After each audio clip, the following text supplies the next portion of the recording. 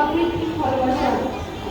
রাসূল সাল্লাল্লাহু আলাইহি ওয়াসাল্লামকে নিয়ে কবি এত বর্ণনা করেছে, ভাবলেও বিস্মিত না হয়ে পারা যায় না।